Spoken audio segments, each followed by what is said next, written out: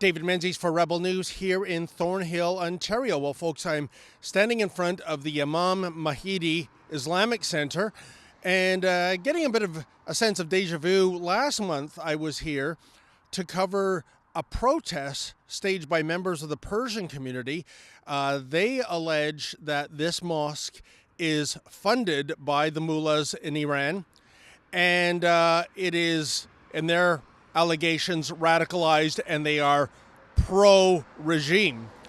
In any event, I came here today to see if this mosque is going to obey the coronavirus social distancing regulations, which means that, basically they have to shut down because you have to keep 2 meters of distance between people, and certainly large gatherings are not permitted.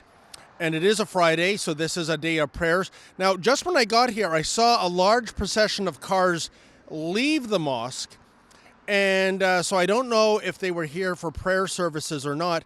I spoke to an individual off camera who pulled into the mosque, a member of the Persian community, because he said if there was a congregation indoors, he would indeed report this mosque to the authorities.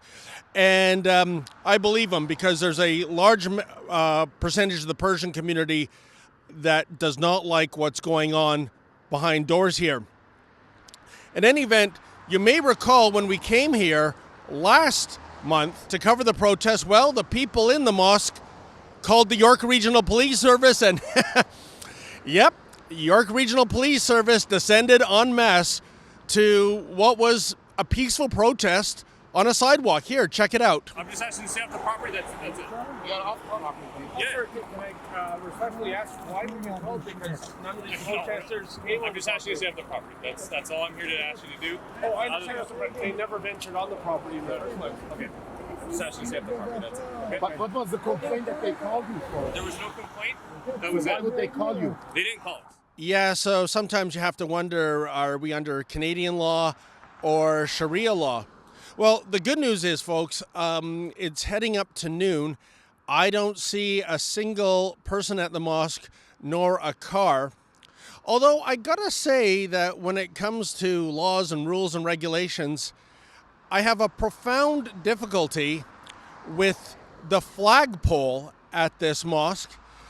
As you can see, there is a Canadian flag, a small Canadian flag, and above it, there is a large black and white flag with the script of a foreign language. I don't know what it is. And the individual I spoke to, who was here to potentially report the mosque, said that this is the flag that commemorates the grandson of Muhammad, and that would be Hussein. Now, that's all well and good, and we're all for freedom of expression here at Rebel News, but it should be noted from the Government of Canada's website, no less, that there are rules and protocol when it comes to flying the Canadian flag. And I'll quote verbatim: "When flown or paraded, the national flag of Canada takes priority over all other national flags. When flown with the flags of other sovereign nations, all flags should be flown on separate flag poles and or masts at the same height, all being of the same size, with the national flag of Canada in the position of honor. The national flag should be raised first and lowered last, unless the number of flags permits their being raised and lowered at the same time." And as you can see, clearly this is not the case at this mosque.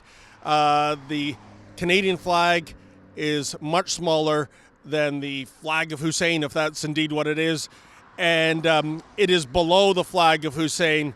So in terms of respect, this is an incredibly disrespectful display of the Canadian flag, but you won't have the York Regional Police come down hard on these people for that. No, sir.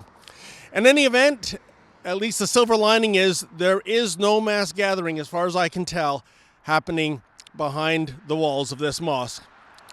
For Rebel News, I'm David the Menzoid Menzies. Hey folks, unlike the media party, Rebel News doesn't receive a single nickel from the Justin Trudeau Liberals, nor would we take it if offered. But we do depend on you for donations to keep us going. I know these are terrible times in which to ask for money, but ask we must. If you can, please make a donation by visiting helprebelnews.com. That's helprebelnews.com, so that we can continue to bring you the other side of the story.